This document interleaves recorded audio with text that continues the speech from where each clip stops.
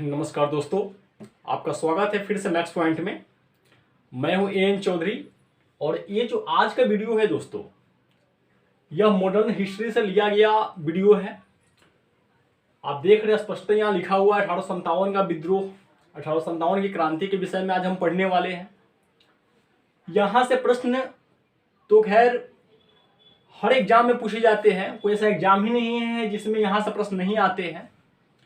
इसलिए मैंने सोचा है कि यह जो है टॉपिक बहुत ही महत्वपूर्ण है, इसलिए बच्चों को इस पर वीडियो बना करके देना ज़्यादा जरूरी है। चलिए ज़्यादा देर न करते हुए वीडियो को स्टार्ट करते हैं और देखते हैं कि इसमें क्या क्या तथ्य शामिल किए गए हैं और इसमें क्या क्या है। चलिए स्टार्ट करते हैं। 1857 का विद्रोह, जिसको 1857 की क्रांति कहते हैं, इसको सैन्य विद्रोह भी कहा जाता है, सिपाही विद्रोह आप कह सकते हैं। इसे भारत का प्रथम स्वतंत्रता आंदोलन भी कहा जाता है। इसका सबसे पहले हम आते हैं तात्कालिक कारण पे दोस्तों। तात्कालिक कारण ये बहुत महत्वपूर्ण है दोस्तों। तात्कालिक कारण जो इसका था वह था चर्बी वाला कारतूस का प्रयोग।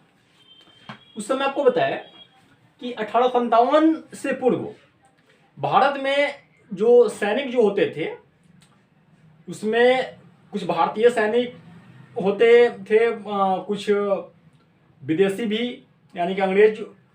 इन दोनों का जो है ये दोनों कार्य करते थे उसमें सैनिकों में। उन सैनिकों में सबसे बड़ी चीज क्या थी कि जो कारतूस जो होता था, जो बुलेट होता था, उस पर उसको जंग से बचाने के लिए उस पर चर्बी लगा दिया जाता था और वह चर्बी आमतौर पे होता था सूअर और गाय का। और आप जानते हैं कि हमारे देश में जो हिंदू धर्म के जो लोग हैं वे गाय को माता मानते हैं, गाय की पूजा करते हैं। अतः उनके लिए यह जो चीज था दांत से खींचना उनके लिए काफी अपने आप में गलत प्रतीत हो रहा था। उनको ऐसा महसूस हो रहा था कि मेरा जो धर्म है वह नष्ट हो जाएगा, समाप्त हो जाएगा। और रही मुसलमानों की बात, तो इस्लाम धर्म के मानने वाले जो भी लोग हैं वे ये सोचते हैं कि यदि हम सूअर का बोलते हैं अपने जुबा से, तो मेरा जुबा जो है ना गंदा हो जाता है। यहां तक कि बोलने से जब जुबा गंदा हो जाता है तो सोचिए, यहां तो दांत से खींचने की बात थी। इसको लेकर के जो है ना लोगों के मन में काफी भ्रम था और यही भ्रम जो है 1857 के विद्रोह का तत्कालिक कारण बना। 1857 के विद्रोह का सबसे अगर महत्वपूर्ण कारण अगर आपसे पूछा जाए एग्जाम में, तो आप कहेंगे कि चर्बी वाला कारतूस इसका महत्वपूर्ण कारण था। ये आपको कंप्लीट हुआ दोस्तों। चलिए आगे आते हैं। भारत में 1856 के अंत में चर्बी वाला कारतूस का प्रारंभ इनफील्ड राइफलों में शुरू हो गया था। आपको मैंने बताया यह इनफील्ड राइफलों में जो है जो बुलेट जो लगाया जाता था वो उस समय शुरू हो गया था। ये बात है 1856 की। 1856 के अंत से यह शुरू हो गया था। 29 मार्च 1857 को मंगल पांडे ने जनरल ह्यूस्टन का हत्या कर दिया था। आप देख रहे हैं कि यहाँ पे पांडे जी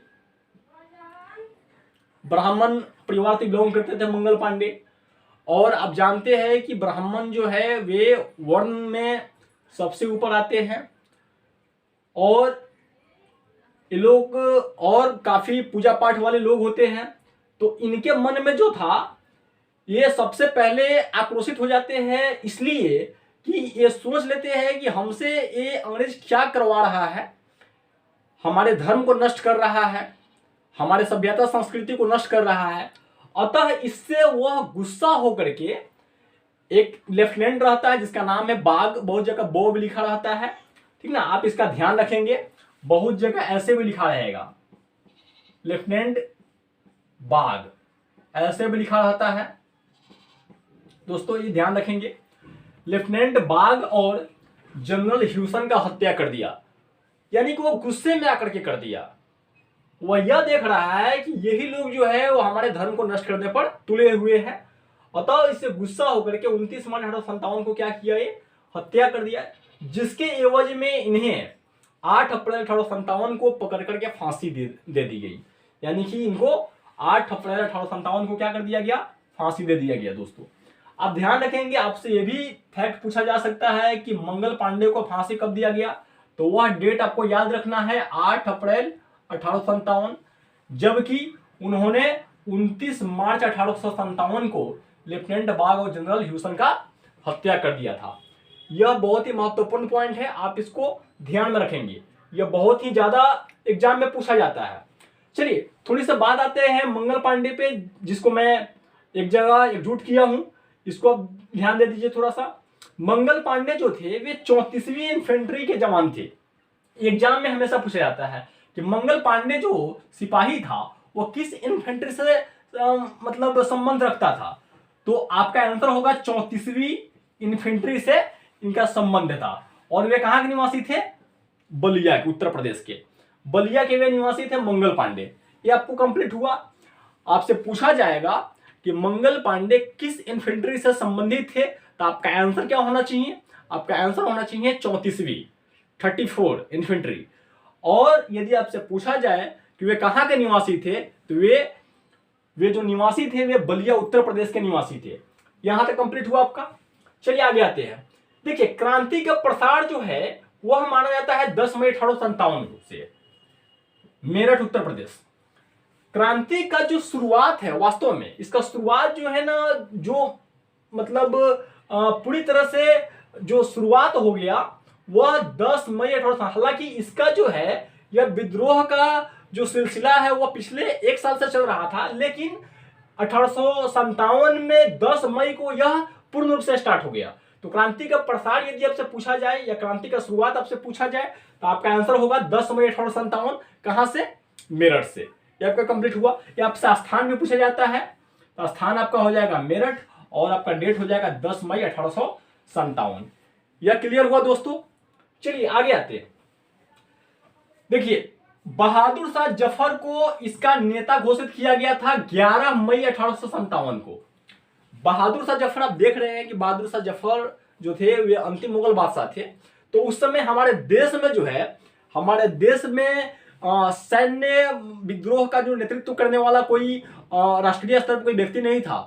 तो उस समय मुगल बादशाह जो बहादुर शाह जफर थे, उनको जो है यहाँ के जो भी जवान थे वे दिल्ली पहुंच करके उनको अपना नेता घोषित कर देते हैं और उनको मान लिया जाता है कि ये हमारे राष्ट्रीय स्तर के नेता है। तो राष्ट्रीय स्तर के यदि नेता अगर आपसे पूछा जाए कि 1857 के विद्रोह में राष्ट्रीय स्तर के नेता कौन थे, तो आपका आंसर हो जाएगा बहादुर शाह जफर। इनको बहादुर शाह द्वितीय भी कहा जाता है दोस्तों, बहादुर शाह द्वितीय। आप ध्यान रखेंगे, ऐसे भी लिखा रहेगा। बहादुर शाह जफर को बहादुर शाह द्वितीय भी कहते हैं। तो कहीं कहीं बहादुर शाह जफर न देकर के बहादुर शाह द्वितीय देगा, तो आप समझ जाइएगा कि वही व्यक्ति है। ठीक है, इनको जो है ना बाद में जो है जब इस विद्रोह को जब दबा दिया गया अंग्रेजों के द्वारा, तो इनको जो है रंगून यानी कि म्यांमार निर्वासित कर दिया गया था, बर्मा भेज दिया गया था और वहीं पर उनकी मौत हो गई थी। तो वे अंतिम मुगल बादशाह थे और ये राष्ट्रीय स्तर पे 1857 के विद्रोह के क्या थे? राष्ट्रीय नेता थे। ये आपको समझ में आया? आपसे अगर पूछा जाए कि 1857 के विद्रोह के राष्ट्रीय नेता कौन थे, तो आप कहिएगा बहादुर शाह जफर। उनको नेता बनाने वाले, नेता घोषित करने वाले वो सैन्य जवान थे, सैनिक में जो भी शामिल थे उन्होंने उनको राष्ट्रीय स्तर पर नेता घोषित किया था। ये आपका कंप्लीट हुआ दोस्तों, यहां तक क्लियर है। चलिए आगे आते। अब देखिए कुछ मेन तथ्य पे आते हैं, ये एग्जाम में हमेशा पूछा जाता है। 1857 के विद्रोह के समय जो है वो इंग्लैंड का प्रधानमंत्री कौन था, उस समय गवर्नर जनरल कौन था, इस तरह के प्रश्न हमेशा एग्जाम में पूछे जाते हैं। ये मेरा पर्सनल एक्सपीरियंस है, क्योंकि मैंने कई एग्जाम दिया है जिसमें इस तरह के प्रश्न पूछे गए हैं। तो आप इसका ध्यान रखेंगे। 1857 के विद्रोह का जो विद्रोह जब स्टार्ट हुआ तो उस समय इंग्लैंड का प्रधानमंत्री बिस्कॉट पामेस्टर्न थे। कौन थे? पामेस्टर्न। कई जगह बिस्कॉट नहीं लिख करके सीधा पामेस्टर्न आपका लिखा हुआ रहेगा। पामेस्टर्न इनका नाम याद रखना है कि 1857 का जब विद्रोह स्टार्ट हुआ था तो उस समय इंग्लैंड का प्रधानमंत्री कौन था? आंसर होगा आपका पामेस्टर्न। क्लियर है? पामेस्टर्न। जबकि भारत का गवर्नर जनरल जो था वह लॉर्ड कैनिंग था। यह भारत के प्रथम वायसराय है, यह भारत के प्रथम वायसराय भी है, लॉर्ड कैनिंग। तो ये आपका क्लियर हुआ। इंग्लैंड का प्रधानमंत्री पामेस्टर्न और भारत का गवर्नर जनरल लॉर्ड कैनिंग। चलिए आगे आते हैं। 1857 के विद्रोह से संबंधित हम कुछ पुस्तक का अध्ययन करते हैं, कुछ पुस्तक के विषय में जानते हैं जो एग्जाम में पूछे जाते हैं कि ये मतलब जैसे कि आपको दे दिया जाएगा पुस्तक का नाम और कहा जाएगा कि इसके राइटर कौन है, इसको किसने लिखा है, तो आप ध्यान रखेंगे 1857 जो पुस्तक है दोस्तों, 1857 जो पुस्तक है, 1857 जो पुस्तक है उसके जो राइटर है वे है एस एन सेन। कौन है? S N Sen. S N Sen, इनका पूरा नाम है सुरेंद्र नाथ सेन। और सुरेंद्र नाथ सेन जो है वे 1857 के विद्रोह के सरकारी इतिहासकार थे। ये एग्जाम में हमेशा आता है दोस्तों, आपसे पूछा जाएगा कि 1857 के विद्रोह के समय जो सरकारी इतिहासकार बनाया गया था वह किस व्यक्ति को बनाया गया था, तो आप कहेंगे कि एस एन सेन को बनाया गया था, यानी कि डॉक्टर सुरेंद्र नाथ सेन को 1857 के विद्रोह का सरकारी इतिहासकार बनाया गया था। ये कंप्लीट हुआ। और 1857 जो पुस्तक है वो किसके द्वारा लिखी गई है? डॉक्टर एस एन सेन के द्वारा इस पुस्तक की रचना की गई है। यह कंप्लीट हुआ। चलिए आगे आते हैं। एक और पुस्तक है, बहुत ही महत्वपूर्ण पुस्तक जो एग्जाम में हमेशा पूछे जाते हैं, इस पे आप ध्यान दे दीजिए। The great rebellion. The great rebellion जो पुस्तक है उसके राइटर है अशोक मेहता। कौन है? अशोक मेहता। ग्रेट रिवेलियन नामक पुस्तक के लेखक कौन है? अशोक मेहता। यह आपका कंप्लीट हुआ। चलिए आगे आते हैं first war of Indian independence. दोस्तों VVI मान लीजिए इसको। First war of Indian independence exam में सबसे ज्यादा बार रिपीट हुआ है, सबसे ज्यादा बार यही क्वेश्चन पूछा गया है, मतलब पुस्तक में, कि first war of Indian independence के लेखक कौन है? आंसर होगा BD सावरकर। कौन होगा? BD सावरकर। ये चीज को आपको याद रखना है, आपको तीनों याद रखना है। 1857 का कौन हो जाएगा? Doctor S N Sen. 1857 के बाद है आपका द ग्रेट रिवेलियन, इसका हो जाएगा अशोक मेहता। और the first war of Indian independence का हो जाएगा BD सावरकर। इतना कंप्लीट हुआ दोस्तों। चलिए आगे आते हैं। 1857 के बाद भारत का शासन ईस्ट इंडिया कंपनी के हाथों से निकलकर ब्रिटिश क्राउन के हाथों में चला गया। 1857 के बाद भारत का शासन ईस्ट इंडिया कंपनी के हाथ से निकल गया और कहां चला गया? ब्रिटिश क्राउन के हाथ में। क्योंकि देखिए सबसे बड़ा इसका रीजन क्या था, रीजन को समझे पहले।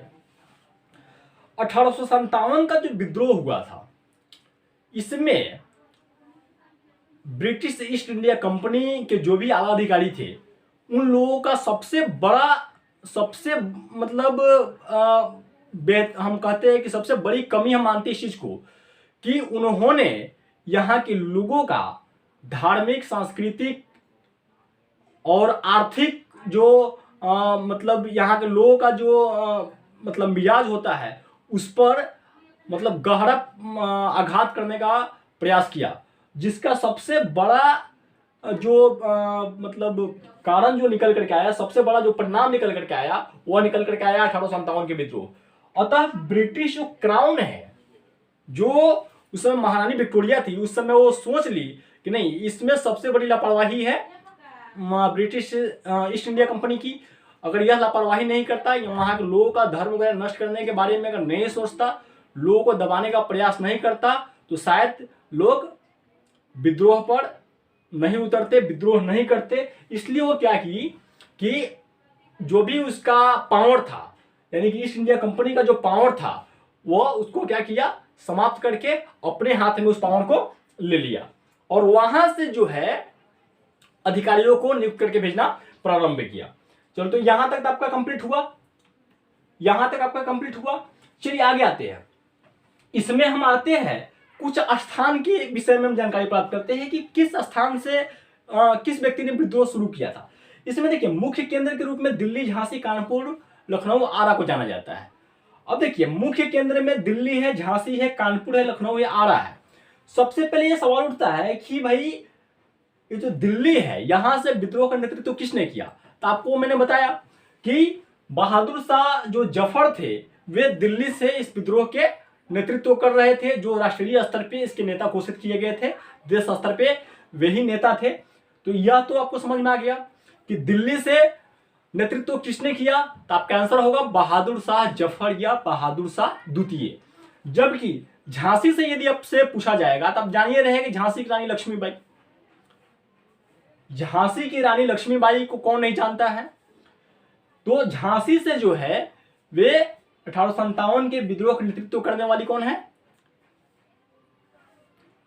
झांसी से रानी लक्ष्मीबाई है। चलिए, उसी तरह से कानपुर से जो है, कानपुर से नाना साहेब है। कानपुर से कौन है? नाना साहेब है। तो कानपुर से आपको याद रखना है नाना साहेब, लखनऊ से आपको याद रखना है बेगम हजरत महल, और आरा से, अपने बिहार से जो है वे जगदीशपुर, आरा जगदीशपुर से बीड़ कुंवर सिंह। तो इस तरह से आपको ये याद रखना है जो मुख्य केंद्र था। और मतलब मुख्य रूप से विद्रोह यहीं देखा गया है, दिल्ली, झांसी, कानपुर, लखनऊ, आरा। तो जहां मतलब इन स्थानों से जो विद्रोह स्टार्ट करने वाले जो व्यक्ति थे, जो नेतृत्व करने वाले जो व्यक्ति थे, उनके ऊपर आपको ध्यान रखना है ताकि एग्जाम में अगर पूछा जाए तो आप गलत ना करें। एक बार रिपीट कर देते हैं। दिल्ली से आपके बहादुर शाह जफर हो जाएंगे, झांसी से रानी लक्ष्मीबाई, कानपुर से नाना साहेब, और लखनऊ से बेगम हजरत महल, और आरा से बीड़ कुंवर सिंह। तो ये आपका कंप्लीट हो गया। चलिए आगे आते हैं। कुछ स्थान और दिया हुआ है, ये सब छुपा हुआ चीज है, लेकिन यहां से जो है वो जो बड़े एग्जाम होते हैं, जैसे कि जो पीसीएस जो एग्जाम होते हैं, जो पब्लिक सर्विस कमीशन का जो परीक्षा होता है, बीपीएससी हो गया, जेपीएससी वगैरह हो गया, उसमें इस तरह के प्रश्न आ जाते हैं एग्जाम में। हालांकि नॉर्मल एग्जाम में यही से पूछे जाते हैं जो मुख्य केंद्र है, बल्कि बड़े एग्जाम में जो है यहां से भी प्रश्न उठा लिए जाते हैं थोड़ा डीप में जाकर के। तो आपको ये भी ध्यान रखना है। असम से जो है, इसमें असम जो है, असम से विद्रोह का नेतृत्व करने वाला विद्रोही कौन था? मणिराम दत्त। कौन था? मणिराम दत्त। असम से कौन था? मणिराम दत्त। ये आपको याद हुआ। कोटा से जयदयाल और हरदयाल, ये दोनों भाई थे। कोटा से जयदयाल और हरदयाल। पंजाब से वजीर खां। पंजाब से कौन थे? वजीर खां। ये बहुत महत्वपूर्ण है दोस्तों, जैसे बीपीएस वगैरह में आप पूछा जाता है। पंजाब से वजीर खां। और कुल्लू राणा प्रताप सिंह। कुल्लू से कौन थे? राणा प्रताप सिंह। तो यह आपका कंप्लीट हुआ। यहां तक तो कोई दिक्कत नहीं है। चलिए, कुछ और हम चीजों को शामिल किए हैं जो बहुत ही महत्वपूर्ण है, चलो उस पर थोड़ा सा ध्यान देते हैं। चलिए आगे आते हैं। देखिए, 1 नवंबर 1858 को इलाहाबाद में, दोस्तों ये बहुत ही महत्वपूर्ण है, ये बहुत ही महत्वपूर्ण है, में लॉर्ड कैनिंग ने महारानी विक्टोरिया की घोषणा को पढ़ा था। महारानी विक्टोरिया की घोषणा पत्र को पढ़ने वाला व्यक्ति कौन था? लॉर्ड कैनिंग था। और पढ़ा कहां था? इलाहाबाद में। कब? 1 नवंबर 1858 को। तो आपको यह भी याद रखना है, यदि आपसे पूछा जाए कि महारानी विक्टोरिया के घोषणा पत्र को सर्वप्रथम किसने पढ़ा, ये किसने पढ़ा था, तो आंसर हो जाएगा लॉर्ड कैनिंग, जो भारत के प्रथम वायसराय थे। इसी के बाद उसको वायसराय की उपाधि दी गई थी। आप ध्यान रखेंगे। 1857 के विद्रोह के पश्चात उसमें जो 1858 में 1 नवंबर 1858 को जो महारानी विक्टोरिया का जो घोषणा पत्र था, उसको इलाहाबाद में पढ़ कर सुनाने वाला व्यक्ति कौन था? लॉर्ड कैनिंग था। जगह आपको याद रखना, इलाहाबाद। और लॉर्ड कैनिंग ने महारानी विक्टोरिया का घोषणा पत्र पढ़ा था, और उसी समय उसको वायसराय की उपाधि दी गई थी। इसलिए भारत के प्रथम वायसराय कौन हो जाते हैं? लॉर्ड कैनिंग हो जाते हैं।